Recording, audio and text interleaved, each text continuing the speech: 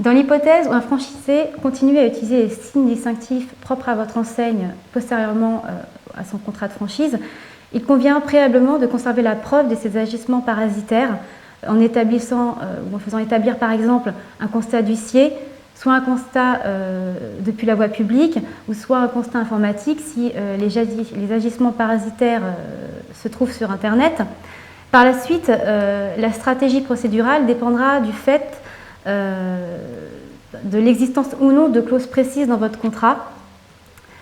Si votre contrat ne prévoit pas de clause décrivant précisément les signes distinctifs que votre franchisé ne peut pas utiliser postérieurement à son contrat, il conviendra d'agir en concurrence parasitaire sur le fondement de l'article 1382 du Code civil. Dans ce cas-là, il convient de démontrer une faute, un préjudice, un lien de causalité. La jurisprudence exige également de démontrer un risque de confusion. Dans l'hypothèse où votre contrat prévoit des stipulations claires sur les obligations du franchisé de cesser les signes distinctifs, il est préférable d'agir sur le fondement de l'article 1134 du Code civil. L'action sera plus aisée dans la mesure où il ne sera pas nécessaire de démontrer un risque de confusion.